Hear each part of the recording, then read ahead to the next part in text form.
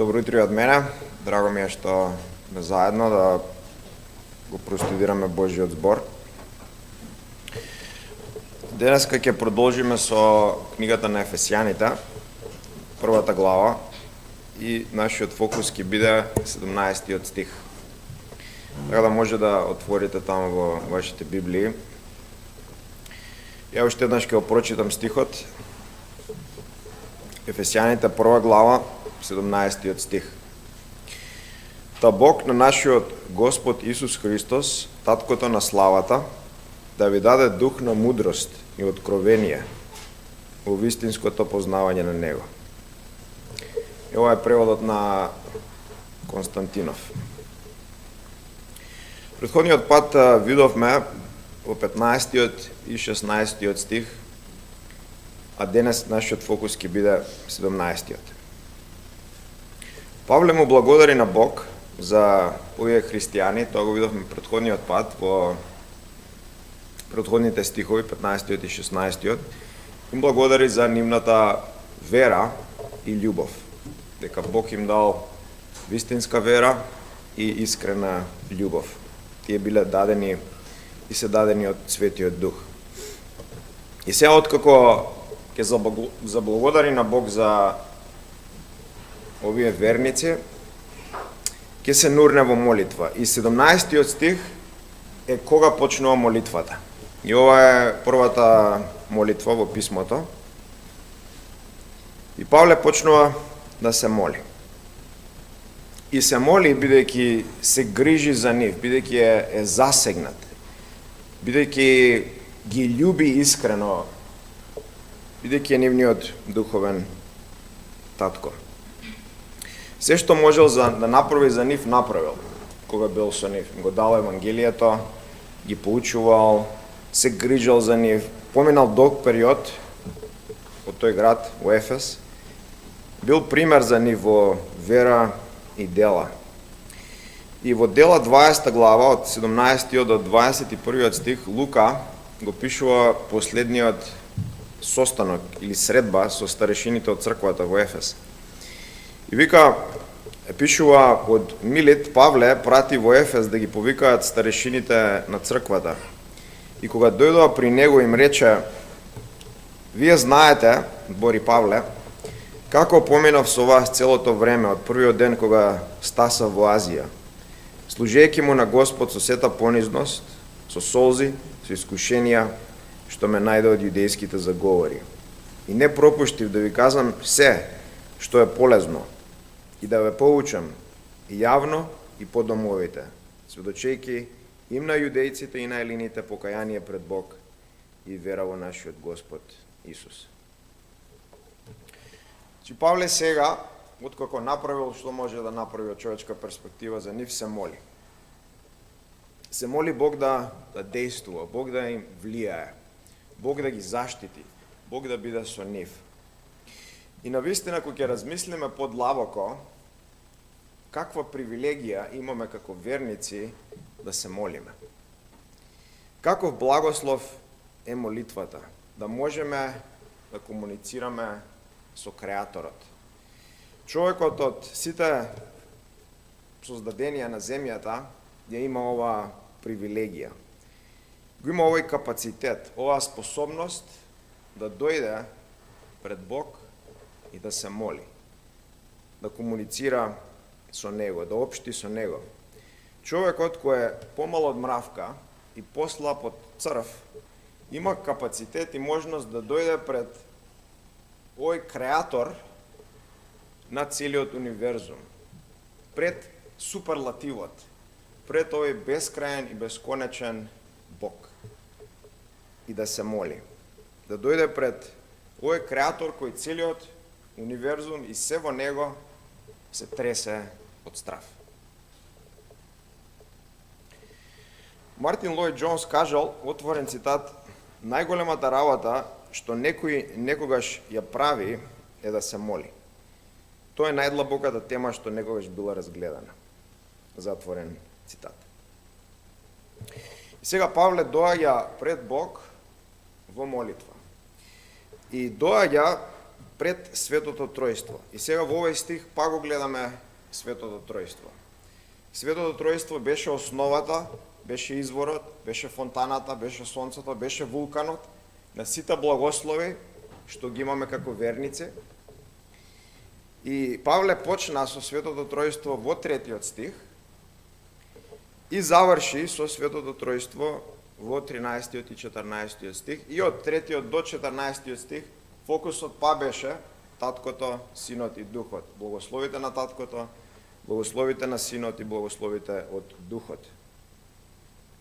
И сега во молитвата па доаѓа пред Светото Тројство, 17 стих, и се моли и проси милост за овие верници. И фокусот е насочен, молитвата е адресирана кон Таткото, и Таткото е опишен како Бог на нашиот Господ Исус Христос, Таткото на славата. Значи, е адресирана кон Таткото, тој да го прати или да го даде Светиот Дух со цел да се спознае Христос, кој е Него во стихот. Значи, стихот вели Бог на нашиот Господ Исус Христос, Таткото на славата, да ви го даде Духот на мудрост и откровение во вистинското познавање на Него или на Христос. Јас мислам дека се работи за Христос овде, каде вика во познавањето на Него или во спознавањето на Христос, од паралелни стихови. Например, во Ефесијаните 4:13 Павле пишува: додека сите него достигнеме единството на верата и спознавањето на Синот Божи, дозрел човек до мерка на зрелоста на полнотата Христова. Значи, целта на христијанскиот живот, што е целта на христијанскиот живот? Целта на христијанскиот живот е да го познаеме Христос и да го познаат другите. Ние да го познаеме како верници и другите да го познаат. Тоа е целта на христијанскиот живот. Зошто? Бидејќи во Христос се кријат бескрајни ризници на знаење. Во Него се кријат неисцрпливи драгоценности. Тоа го гледаме, например, у Колосјаните 2:3, кое вика стихот: во Христос, во Него се кријат сите богатства на мудрост и знаење. Во Христос има бескрајни, бесконечни, безгранични океани на знаење и мудрост. Во Него има бескрајни универзуми на знаење. И не е исцрпен. Во 2 Петрово 3:18 Петар вика: растете по благодата и знаењето на нашиот Господ и Спасител Исус. Значи, ова е генералниот дел на молитвата, кој е опишен во 17 стих. Значи, имаме генерален, имаме специфичен дел. Генералниот е во овој стих, сега што го разгледуваме, 17 стих, а потоа од 18 па се до крајот на главата ќе почне специфичниот дел на молитвата. И сега овде Павле генерално се моли за верниците, тие да го спознаат вистински и поинтимно Бог. И сега за овие верници за кои Павле се моли, се вистински верници. Не се некои што не го знаат Христос, него се вистински, нели, тоа го видовме од претходните стихови. Овие го имаат Светиот Дух, се запечатени од Светиот Дух. Имаат веќе вера вистинска и љубов им е дадена. Значи се работи за вистински верници за кои Павле се моли тие подлабоко, поинтимно, поблиску да го запознаат Бог. Тие да вкусат поголеми димензии и хоризонти и висти и песажи од Бог. Да запознаат Неговата слава. Тие благослови што беа излистани од 3 до 14 стих, Таткото ни даде енормни благослови, Синот ни даде енормни благослови, Духот ни даде енормни благослови, и целта е овие благослови да се спознаат подлабоко, поблиско, поинтимно, пострастно. Да се запознаеме со Бог и со Неговите благослови, и со Неговата природа, и со Неговата слава, уште подлабоко, уште поинтимно, уште пострастно. Во стихот гледаме дека Светиот Дух е тој кој носи мудрост и Светиот Дух е тој кој носи откровение. И сега мудроста може да се сведе или да се редуцира на знаење и исто така откровението може да се сведе или да се редуцира на знаење. Значи се моли знаење да биде дадено во форма на мудрост и во форма на откровение со цел да се познае Христос уште повеќе. Подлабоко. Христос е мудроста на Бог, Христос е откровението на Бог, Христос е нашата мудрост, Христос е нашето откровение и мудрост и откровение да се дадат од Светиот Дух. Со цел да го познаеме Христос повеќе и да познаеме Неговата слава. Патем и тоа е поентата на христијанскиот живот, на вечниот живот. Што вика Исус во Јован 17:3? Ова е вечен живот, да те познаат тебе, му збори на Таткото, единствениот вистински Бог и Исус Христос кој си го пратил. Значи Павле се моли за знаење, тоа е генералот. Се моли подлабоко, поинтимно и да го познаат Бог. Ова го гледаме исто така од паралелниот стих во Колосјаните, кој е многу слично писмо на Ефесјаните. И во Колосјаните 1, 9 и 10 Павле вика или пишува: зашто од оној ден кога чувме, не прекратуваме да се молиме за вас и да просиме да се исполните со познавање на Неговата волја во секоја мудрост и духовно разбирање, така што додите достојно за Господ и да му бидете угодни во се, да бидете плодоносни во секое добро дело и да растете во познавањето на Бог. Томас Гудвин, пјуританецот, исто така во неговиот коментар на овој стих во Ефесјаните, го опишува ова познание на Бог како отворен цитат. Вика, за да можеш да имаш заедница со Бог, да го познаваш како пријател, да разговараш со Него секој ден, да имаш интимност на знаење, дека Тој те поседува и ти го поседуваш, дека Тој те знае и ти го познаваш, и врз основа на ова знаење за Него, на вистина, да го признаеш, да се прилепиш, да се предадеш и да уживаш да општиш со Него. Затворен цитат. Значи, сумарно, генерално, стихот е дека Павле се моли верниците по-интимно, по-блиско, по-страстно да го познаат Бог. И сега ќе видиме деловите од стихот. Стихот почнува со та Бог на нашиот Господ Исус Христос. Значи, како што кажав, Павле почнува и се моли кон Таткото. И го опишува како Бог на нашиот Господ Исус Христос. Така го опишува, што е доста интересен опис. Истиот опис го имаме и во 3-тиот стих од 1-та глава и таму Таткото е опишан како Бог и Таткото на нашиот Господ Исус Христос. Зошто таков опис? И тука, и таму во 3-тиот стих. Бог Таткото станува Бог на Бог Синот во Неговата инкарнација. Значи, кога Синот зима човекова природа на себе и станува Бог човек, целосно Бог или вистински Бог, целосно човек, вистински човек, Бог Таткото станува Негов Бог и Негов Татко. Господ Исус, кога воскресна и вика на Марија Магдалена која кај гробот во Јован 20 стих, 20 глава 17 стих, и вика: не допирај ме, зашто уште не отидов горе при мојот татко, туку оди пред моите браќа и речи им, се враќам при мојот татко и вашиот татко, при мојот Бог и вашиот Бог. Интересно, има единство и дистинкција. Исус ги нарекува христијаните, нас, браќа, а сепак прави дистинкција меѓу неговиот Бог и нашиот Бог, неговиот татко и нашиот татко. Зошто е таа така? Така е зашто Христос е Божиот син, вечниот син по природа.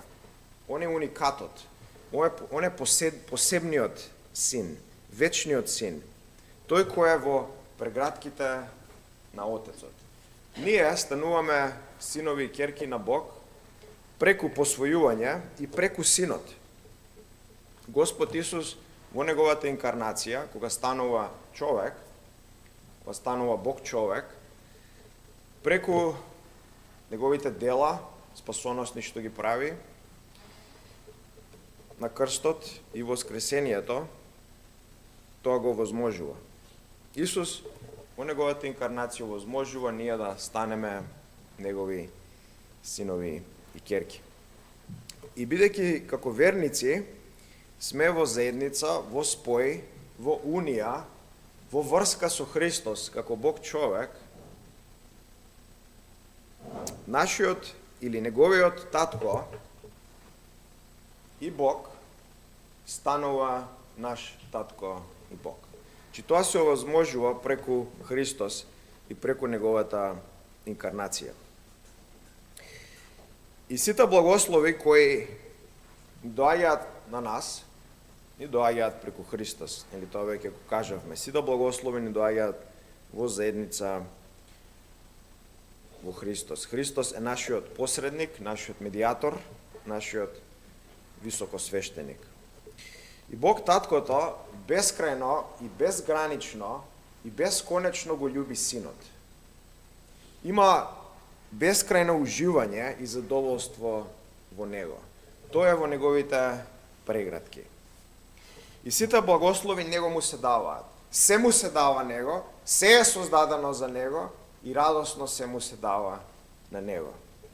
И сега, бидејќи ние сме соединети во Христос, со Христос, сите благослови што него му се даваат, доаѓаат при нас, бидејќи сме во заедница со него.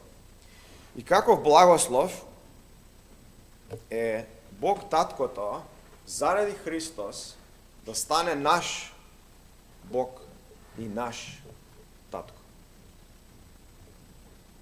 Без Христос Бог е нашиот најголем непријател, е нашиот најголем антагонист, е нашиот најголем ужас и кошмар. Но во Христос тој станува наш Бог и наш татко. И сега Павле се моли на таткото и вика, заради Христос, заради неговата личност, заради неговото спасоносно дело, заради неговото посредување, оваа молитва да се слушна. Понатаму имаме опис на таткото како таткото на славата. Каков опис? Имаме дупло членување. Таткото и славата се членувани. Таткото на славата.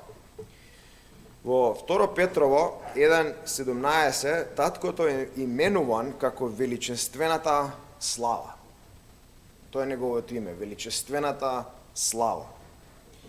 Во Дела 7:2 Стефан го нарекува Богот на слава.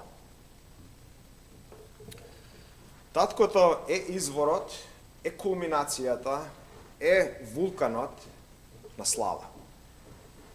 Слава, кажавме, е сумацијата на сите Божји атрибути, на сите негови екселенции, на сите негови совршености.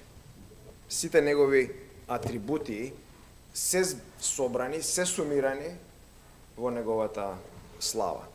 Слава е неговата енормна, безгранична големина, неговата совршеност и неговата безцената драгоценост и вредност. Исто така е неговата врвна убавина и раскош. Слава е неговото величие, неговата масивност и неговата безкрајна тежина. Тој е безкрајно тежок и масивен. Таткото е неописливо славен, е непресушна фонтана, извор, вулкан, сонце на слава, на сите благослови, океан на совршеност. Еден има напишано, отворен цитат: Господ Бог е најважниот, највредниот, најглавниот, најиздигнатиот, највозвишениот, најголемиот, највисокиот, најдрагоцениот, најубавиот, најславниот, најраскошниот, најсилниот, најмокниот, најсветиот, најправедниот, најдобриот, најдарежливиот, најнежниот, најмилиот, најпривлечниот. Од него зрачи блика извира, безкрајна, неисцрплива, безусловна, безконечна, безгранична, непроменлива, апсолутна совршеност. Затворен цитат. Сега апостол Павле доаѓа пред оваа масивна, грандиозна, незамислива, голема личност. Таткото на славата.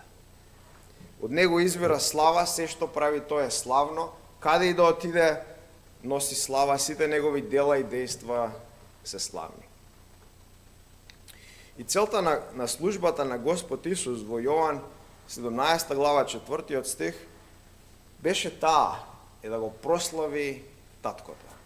Да го прослави таткото на славата. Не сам да се прослави, не сам да се издигне, не сам да се покаже, туку да го прослави таткото. Зашто тој навистина е славен. И таа слава што е запрепастувачки таткото преку Христос ќе ја сподели со нас, со своите деца во Христос. Понатаму стихот вели да ви даде дух на мудрост и откровение. Значи Бог на нашиот Господ Исус Христос, таткото на славата, да ви даде дух на мудрост и откровение. Сега овде зборот дух нема дефинитивен член, но знаеме дека се работи за Светиот Дух, зашто Светиот Дух е тој кој носи мудрост и откровение. Например, во Матеј 12 глава 28 стих, во Римјаните 1.4 и во 1 Петрово 1.2, исто така зборот дух не е членуван, но од контекст гледаме дека се работи за Светиот Дух. Така и овде во овој стих. И мудроста и откровението се посебни дејства или посебни форми или посебни динамики на делување на Светиот Дух. Да видиме првен за мудроста. Во Исаја 11 глава од 2 до 3 стих духот е наречен духот на мудрост и разбирање. Тој е личноста кој дава мудрост, кој носи мудроста од горе од рајот, која не може да се најде патем овој свет, ја нема, не може ни да се купи, ја носи мудроста од рајот доле, меѓу луѓето. Ја носи од таткото на светлината, како што вика Јаков. И оваа мудрост, која доаѓа од рајот, ја опишува Јаков во Јаков 3.17, вика мудроста која доаѓа од озгора е првен чиста, потоа мирна, нежна, послушна, полна со милост и добри плодови, неосудувачка и без лицемерие. Суштината на мудроста е стравот од Господ. Тоа го знаеме од книгите на мудрост, од Стариот Завет. Во Јов 28 вика, еве, стравот од Господ е мудрост. И да се оддалечиш и да се тргнеш од злото е разбирање. Значи, стравот од Господ не води, како што вика Јаков, кон морална чистина, кон мир, кон нежност, кон милост, кон благост, кон искреност, не води кон плодовите на Светиот Дух. И мудроста е знаење кое се манифестира во свет и христолик живот во верникот. И сега Павле се моли духот на мудроста да им даде на овие верници мудрост, таа мудрост кој веќе ја напишал од 3 до 14 стих. Во Ефесјаните 3:4 Павле вика, читајќи оттаму, може да разберете, или може да го разберете моето сваќање за тајната на Христос. Значи, оваа мудрост за кој се работи, за кој се опишува, е мудрост која е веќе запишана, која е инскриптурирана во писмата на Павле. Павле вика, читајќи за ова што ви напишав, во Ефесјаните 3, може да видите мудроста која мене ми беше дадена. Апостол Петар за писмата на Павле во 2 Петрово 3:15 вика, како што нашиот возлюбен брат Павле ви напиша, според дадената му мудрост. Според дадената му мудрост. Значи, што е важно? Важно е дека Павле не се моли овде за некоја тајна, скриена, мистериозна, есотерична, гностична мудрост да им биде дадена на овие верници, мудрост која ќе го бајпасира или ќе го скокне умот и така некако магично ќе им биде дадена. Туку се моли за мудрост да им биде дадена која е веќе напишана во неговите писма, во неговиот збор.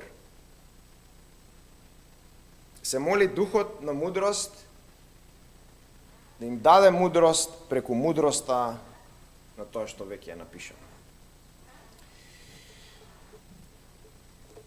Може да видиме дека мудроста на Бог е неговиот збор.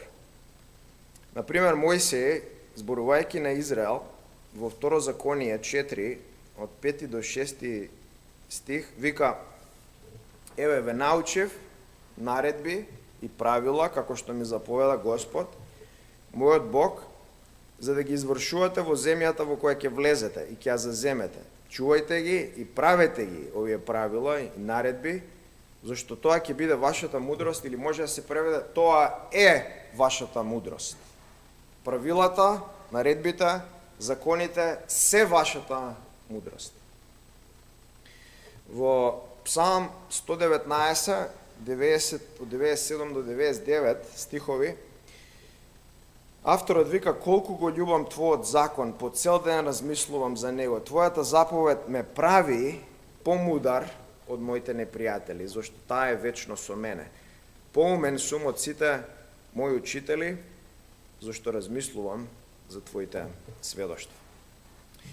Божиот збор е ризница на мудрост. Божиот збор е рудник на енормни диаманти. Енормни длабочини се кријат во Божиот збор, во Божиот текст, во неговите страници. Невидени диаманти, сафири, смарагди се кријат и чекаат да бидат откопани, најдени и земени. Мудроста е сокриена во Бог и тој ја дава преку Духот во неговиот збор, кој е мудрост. Духот никогаш не действува одвоено од неговиот збор, секогаш действува преку зборот, преку мудроста веќе дадена. Духот секогаш лепди над Божиот збор. Го тргнеш зборот, го нема Духот. И Павле се моли Духот на мудрост да зголеми нивната мудрост преку Словото. Тоа што веќе го напишал од 3 до 14 стих и преку принцип сите негови писма и целиот Божи збор.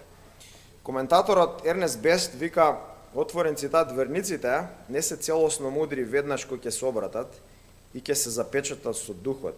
Постои област каде што е неопходно збогатување и тоа може само да дојде преку Духот. Затворен цитат. Ако читаме, размислуваме, го проучуваме Божиот збор, кој е неговата мудрост, Духот ќе не направи помудри. Ако го потопиме нашиот ум во Библијата, во Божиот збор, во неговата мудрост, ќе бидеме помудри. Ако не го потопиме, нема да бидеме. Многу јасно. Значи, духот, словото и молитвата се каналите како духот на мудрост носи мудрост на верниците. Таа мудрост кој доаѓа од рајот и не може да се најде во овој свет. Понатаму збори за откровението и вика стихот да ви даде дух на мудрост и откровение. И сега и овде, не само мудрост, туку и откровение. И овде, како што напиша Павле од 3 до 14 стих, што напиша? Не само мудрост, туку и откровение. Ова е откровението. Павле го пишува откровение. Не само овие стихови кои ги напиша, туку сите негови писма, целата Библија е Божјото откровение. Светиот Дух, кој е духот на откровението, го открива Бог преку Библијата. Библијата е книгата на Божјото откровение. Во времето на први век, додека Новиот Завет уште бил отворен и додека уште се пишувал, имало Бог дал апостоли и новозаветни пророци. И на овие апостоли и новозаветни пророци им давал откровенија. Им давал нови информации, им разоткривал мистерии кои не биле разоткриени до тогаш. И Господ Исус ги ветува писмата на Новиот Завет, уште додека е со апостолите, и вика дека преку доаѓањето на Светиот Дух, на Утешителот, ќе дојде и неговиот збор. Светиот Дух доаѓа на Духовден во Дела 2 и тој е агентот преку кој се пишуваат, или апостолите ја пишуваат Библијата или Новиот Завет. Нови откровенија им биле дадени на апостолите како основоположници на црквата. Апостолите и новозаветните пророци се основоположници на црквата. Тие ги поставуваат темелите на црквата. И сега Галатјаните, види што вика Павле за откровенијата. Во Галатјаните 1:12 зборувајќи за Евангелието, вика: јас не го примив од никого, ниту бев поучуван, туку го добив преку откровението на Господ Исус. Во Ефесијаните 3:3 зборувајќи за црквата, вика: како мистерија ми беше откриена преку откровение, како што ви напишав на кратко. И во 2 Коринтијаните 12:7 вика: за да не станам вообразен поради неверојатната големина на откровенијата, ми беше даден трн во телото, за да го понизи. Значи, апостолите, не само Павле и другите апостоли, добивале енормни откровенија. Добивале нови информации за Бог. Нови вистини. И по смртта на последниот апостол Јован во први век, веќе Новиот Завет е затворен. Целото откровение е веќе дадено со смртта на последниот основоположник, кој е Јован. Основата на црквата е веќе поставена преку апостолите и веќе нема потреба од нови откровенија. Тоа што Бог веќе го дал е доволно. И тоа што веќе го дал е во Синот и е последното откровение. И апостолите по црквите, нели, кога одат и садат нови цркви, не поставуваат нови апостоли и нови пророци, туку поставуваат што? Старешини и ѓакони. Значи, веќе е поставена основата, веќе е поставена темелот или темелите на црквата и сега само треба да се реплицира. Тоа се старешините и ѓаконите. Се што имаше Бог да ни кажа преку неговиот син. Неговиот син е последниот Божи збор, финалниот и крајниот. И сега апостолите преку пророчкиот дар, кој е каналот преку кој откровенија доаѓаат од Светиот Дух, им се дадени откровенија. И штом Новиот Завет се затвори, пророчкиот дар веќе се губи и исчезнува. И веќе нема потреба од него, зашто нема веќе нови откровенија. Нема веќе Бог што да каже. Тоа што веќе го кажал е тоа. Нема потреба веќе од нови откровенија, од нови информации за Бог.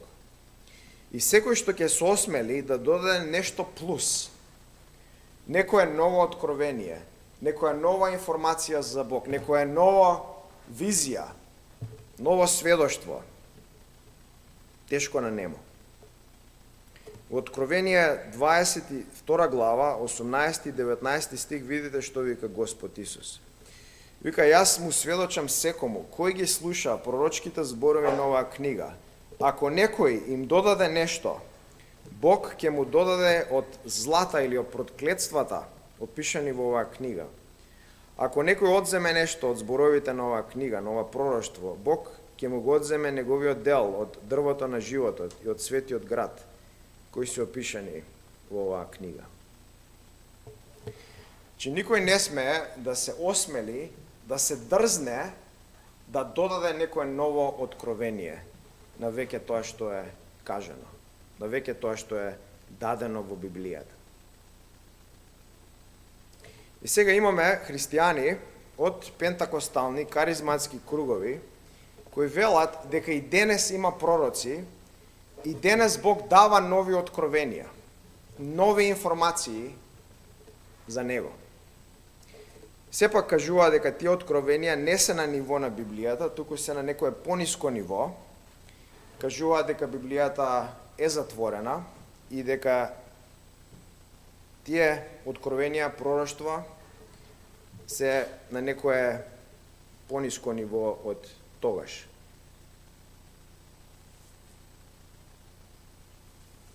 И сега, за разлика од Стариот Завет, тие кажуваат, пророците денес можат да прават грешки и можат да даваат лажни откровенија. И сепак, и се уште да бидат вистински пророци. Значи, кажува дека има пророци денес, и тие пророци даваат нови откровенија, но може да направат грешка, може да утнат. Вейн Грудам, познат професор и теолог, во неговата книга Дарот на пророштвото во Новиот Завет и денес пишува, отворен цитат: во Стариот Завет божествената власт е со зборовите на пророците, но пророштвото што го наоѓаме во 1 Коринтијани, иако може би е потикнато од откровение од Бог, го има само авторитетот на само човечки зборови во кои тоа е кажано. И сега пазите го ова, пророкот може да сгреши, може погрешно да толкува и може да му биде тој збор испитуван или оспоруван во секој момент. Затворен цитат. Значи, овие пентакосталци или каризмати учат дека пророците денес може да прават грешки, може да даваат лажни откровенија и можат да добиваат лажни импулси и сепак се уште да бидат вистински пророци. Тоа беше Стариот Завет, дека 100% мора пророкот да збори вистината. Сега во Новиот Завет и денес тоа не е веќе проблем. Може да лажат, може да добиваат лажни импулси, лажни откровенија, сепак да бидат вистински пророци. Како е тоа можно, мене не ми е јасно. Майк Бикел во неговата книга Растење во пророчкото, практичен библиски водач за соништа, визии и духовни дарови, го вика следното, отворен цитат: за разлика од основните правила на Стариот Завет за пророците, каде што се бараше 100% точност или смртната казна ќе следи, Новиот Завет не го бара истиот стандард на неговите пророци. Затворен цитат. Значи, тоа го учат пентакосталците и каризматите, дека и денес има пророци кои даваат нови откровенија, но тие пророци не се на исто ниво како пророците од Стариот Завет. И сега, Бил Хаман, кој е водечка личност во нова апостолска реформација, тоа е движење од 80-тите години некаде го почна професорот Петар Вагнер. И ова движење учи дека и денес имаме апостоли, и денес имаме пророци, и тие се на исто ниво како пророците у Стариот Завет. Нема разлика. И им прави предизвик на ова гледиште што го прочитав од Вейн Грудам на каризматските и пентакосталните верници. И во неговата книга, овој Бил Хаман, апостоли, пророци и престојните Божји потези, се спротистава на ова гледиште на градација меѓу пророштва у Стар Завет или пророци у Стариот Завет и пророци денес или у Новиот Завет.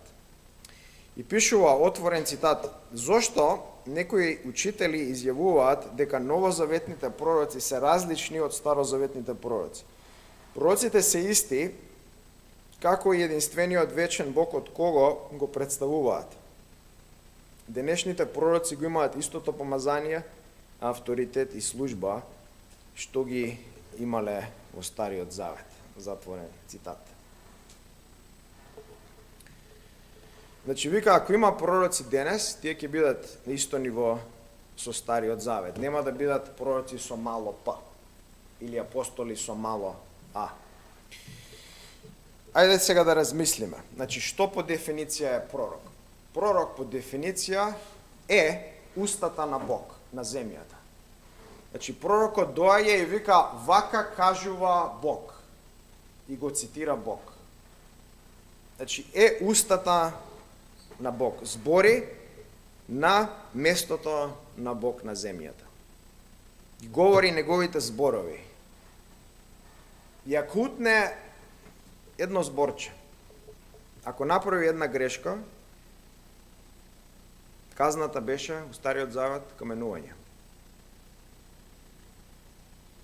И оваа разлика што се прави меѓу пророци во Стариот Завет и пророци у Новиот Завет е не библиска.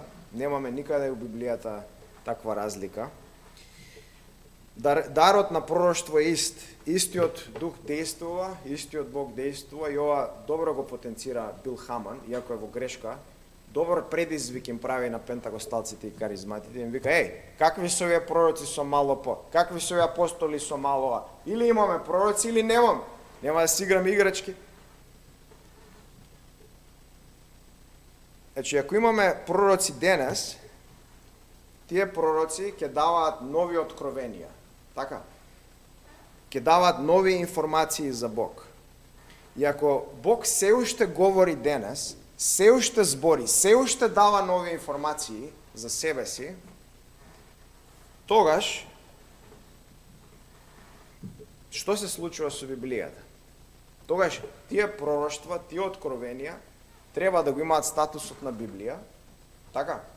И Библијата да не биде затворена. И утре може да имаме трето послание на Петар.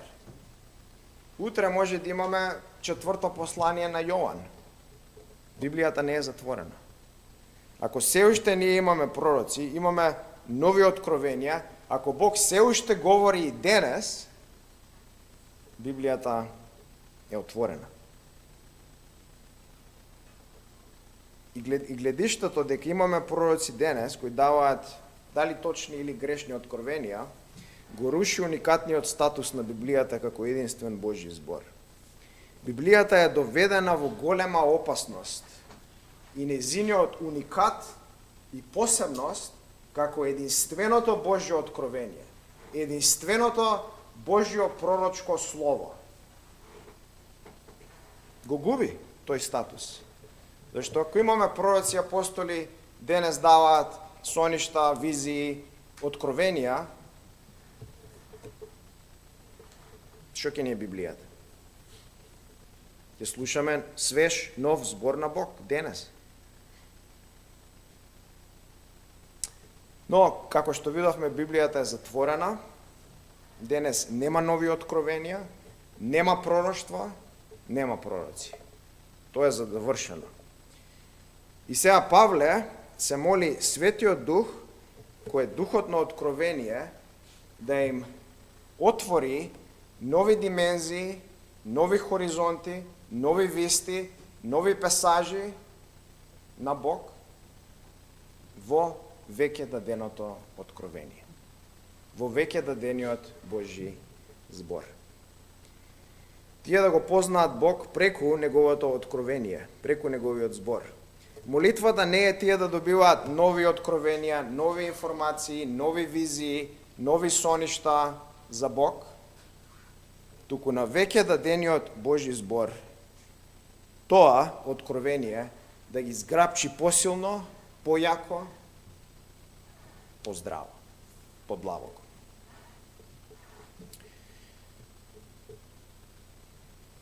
Тие да го познаат Бог преку неговиот збор.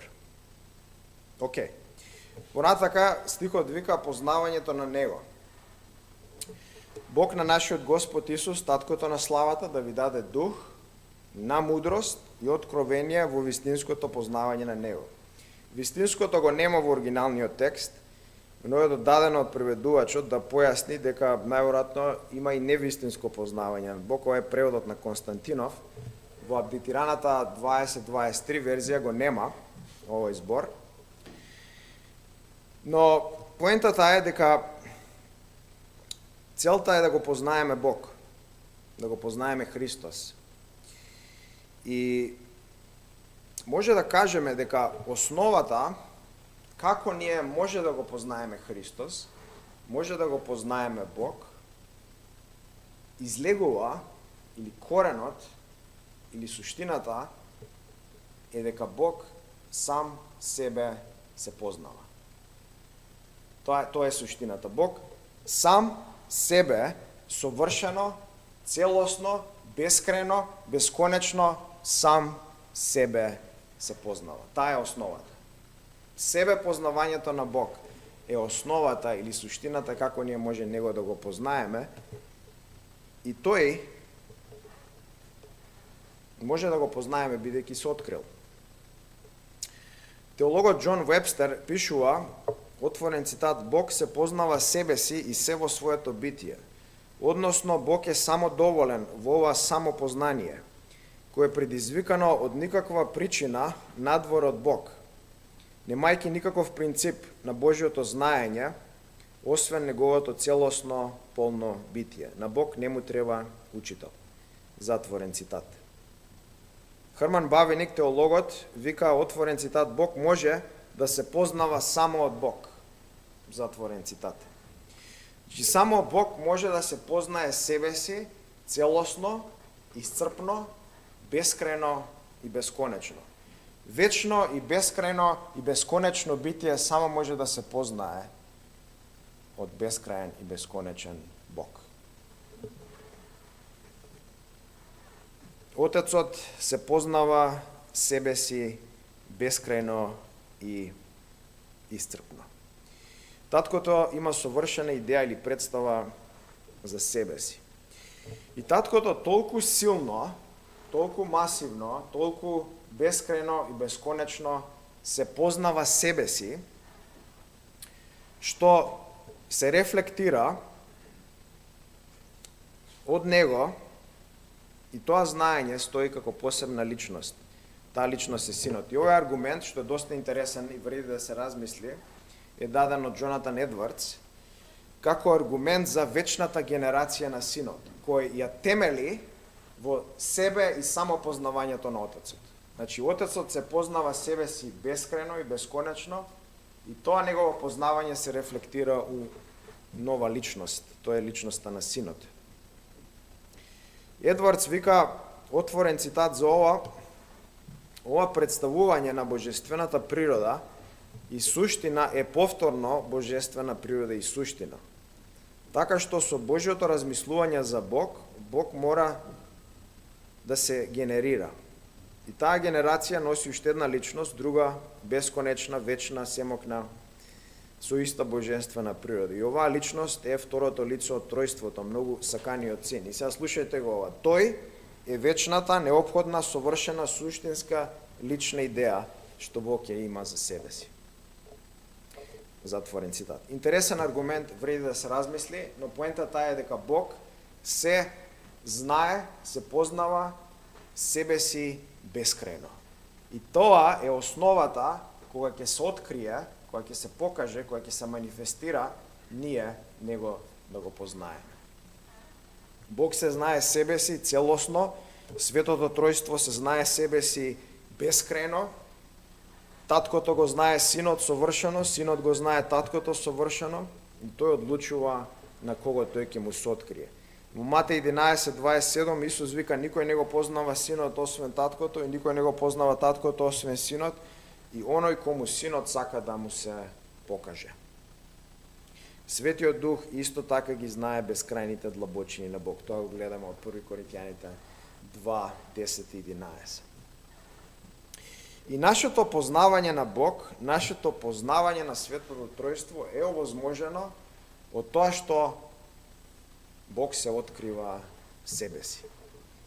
Тој одлучува да им се открие, да им се покаже, да се демонстрира, да се манифестира на индивидуи како нас кои го имаат капацитетот тоа да го видат. Теологот Гери Вилијамс вика: сето откровение е откровение на Бог од Бог. Значи, човекот нема капацитет, нема можност да ги види вечните безкрајни длабочини на Бог. Ако Бог не се открие, ако Бог не се покаже, ако не се објави, ние сме у тотална темнина. Не може да го познаеме Креаторот. И прашањето е зошто луѓето се изгубени, зошто луѓето се утемнина, зошто маси и маси на луѓе се неверници. Одговорот е даден во 2 Коринќаните 4:6. Павле вика: Бог кој рече светлина да засветли од темнината, и ова сега се враќа на креацијата, на Битие 1, и вика како што Бог кажа нека биде светлина и светлина се стори, така исто тој да засвети во нашите срца, да ги осветли со познавањето на Божјата слава во лицето на Исус Христос. Значи, луѓето се изгубени, луѓето се во темнина, бидејќи не го познаваат Бог. Бидејќи не го знаат Него. Бидејќи се слепи. Се слепи на Неговата личност, на Неговата слава, не го познаваат Него. Да, изгубениот човек знае преку креацијата, знае преку совеста Негова дека постои Креатор, постои Творец, дека е морално битие, дека е грешник, дека е виновен до некој степен, но тоа сознание општо на Бог, тој го супресира, тој го притиска, тој го отфрла и се поклонува на идоли. Се поклонува на себе си, на своите страсти. И сега човек може да знае специфични факти, теологии, може да го знае Евангелието, може да знае Бог, но сепак вистински да не го познава Креаторот. Значи факти, информации, теологија за Бог од Библијата се суштински, се есенционални. Без тоа не може да го знаеме Бог. Но ако тие факти, информации и теологија не генерираат променет живот, не генерираат вистинска љубов и страф од Бог и покорување на Неговите заповеди, немаме вистинско познавање на Бог. Тоа познавање не вреди. Тоа познавање е демонско познавање на Бог. Демоните знаат факти, информации и теологија за Бог, за Христос, за Неговите дела. Тие беа први кои го познаа во Евангелијата. Но тоа познавање нивно ништо не им вреди. Е невистинско. Едно е да знаеш информации за една личност, друго е таа личност да ја познаваш, да имаш пријателство со неа, да општиш, да си уврска.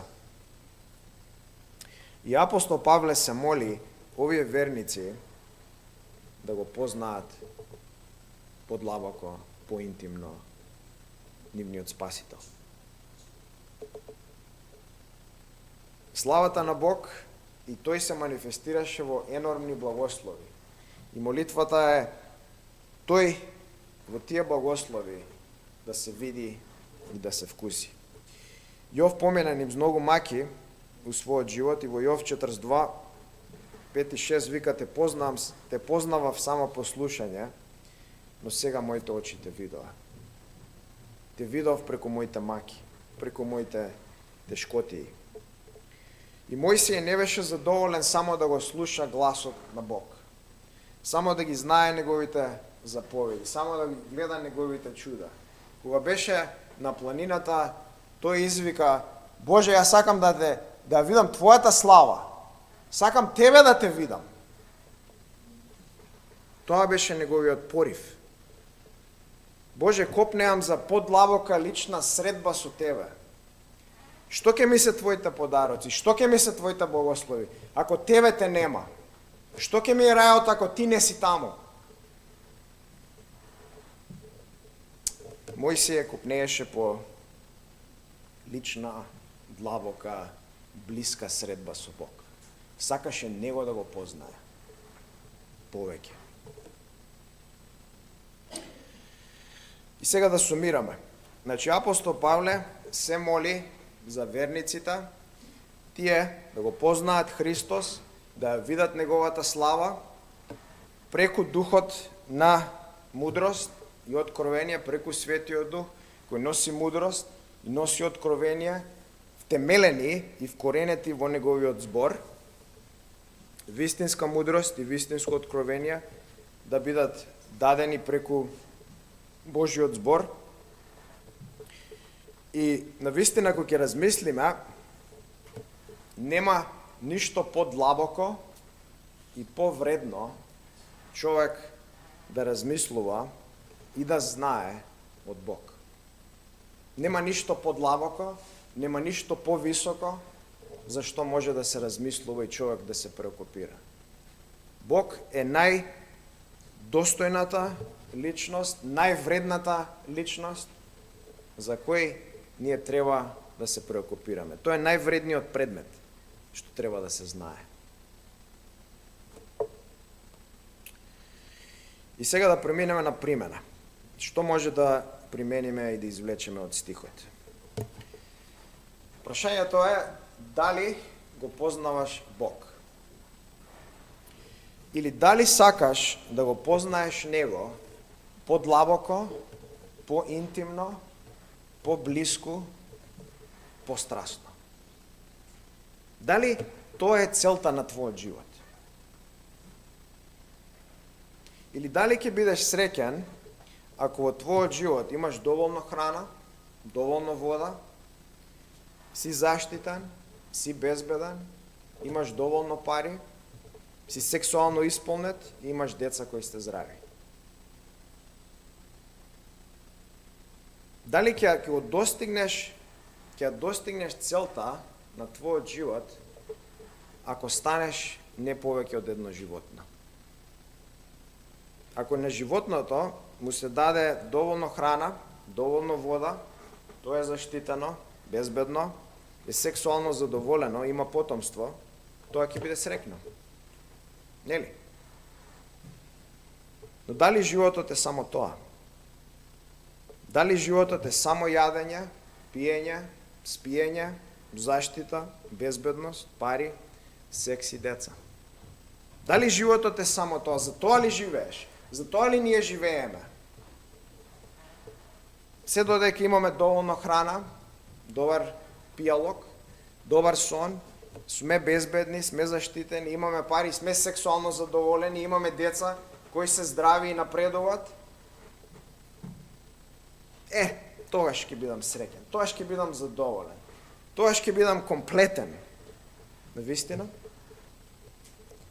Дали тоа е целта на твојот живот? И црквата е така нешто успут. Бог е така нешто, да видам што има таму, да слушнам некоја добра проповед или не знам, да запознам некои добри луѓе, може да ми помогнат у мојот живот. Да ми помогнат да ги достигнам овие работи. Навистина, тоа е целта, дали тоа е целта во нашиот живот? Каде е Бог? Каде е Бог во нашиот живот? Или дали твоето срце и твоята душа копнеат и го бараат Бог?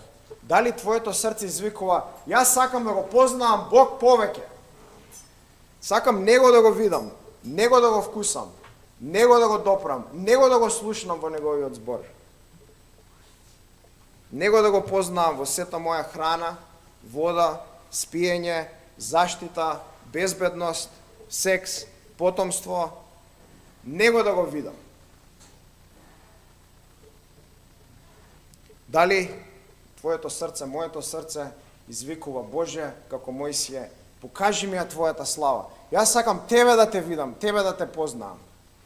Или како Рахела што му каже у битие на Јаков, дај ми деца или ќе умрам. Дали ние така викаме, извикуваме, дај ми го Бог или ќе умрам. Дај ми го Бог или ќе умрам. Целта на нашиот живот е да го видиме, да го вкусиме, да го допреме, да го слушнеме, да го познаеме Бог повеќе. Има една поема, се вика Најдлабоки копнежи, и таа гласи вака. Господе, јас сум страотно празен, но ти си бескрајно полн. Сум неверојатно сиромашен, но ти поседуваш се и си бескрајно богат. Јас сум неискажливо корумпиран, но ти си бескрајно свет. Јас сум длабоко мрачен, но ти си вечната светлина. Јас сум смртоносна смрт, но ти си живиот живот. Јас сум пекол, а ти си рај. Како што моето тело копнее за храна, мојата душа нека копнее по единствената духовна храна што може да задоволи Твоето Слово. Како што моето тело е жедно за вода, мојата душа нека е жедна за единствената жива вода што може да ја изгаси Твоето Слово. Како што моето тело копнее по воздух, мојата душа нека копнее по единствениот воздух што може да оживее Твоето Слово. Како што моето тело копнее за одмор, мојата душа нека копнее по единствениот и вистински одмор, Словото Божјо. Како што моето тело посегнува по живот, мојата душа нека посегне по единствениот живот, извор на животот, Твоето Слово. Дозволи ми да бидам сиромашен, за да го стекнам Твоето бескрајно богатство, да бидам гол, за да се облечам во Твоите бесценети облеки, да бидам гладен, за да се наситам со Твојата вечна храна, слеп да бидам, за да ја видам Твојата неспоредлива убавина, да се само одречам, за да бидам исполнет со Твоите преплавени радости, да бидам неправеден, за да ја достигнам Твојата совршена праведност.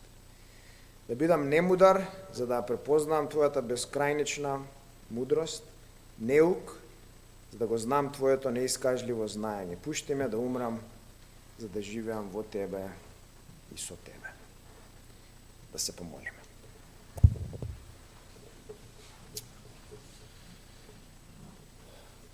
Господе, навистина, ние сакаме, Боже, Тебе да Те познаеме преку Твојот збор и преку Духот.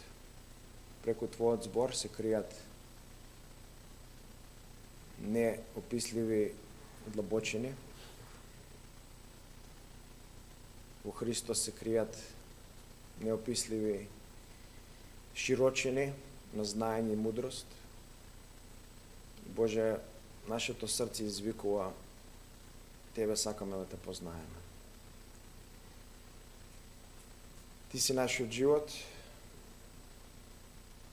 и ние живееме за Тебе. Помогни ни, Боже. Отвори ги нашите духовни очи да видиме уште поголема убавина и раскош, да видиме уште подлабоки, по експандирани димензии и висти и песажи од Тебе. Опрости ни, Боже, што многу често живееме како животни. Нашиот фокус е фокус на животни. Спаси не, Боже, од таа земност и помогни ни да бидеме вистински луѓе, кои ќе ќе рефлектираат Тебе и ќе те бараат Тебе у сите работи. Биди со нас, имај милост и промени ме. И во Твоето име се молиме. Амин.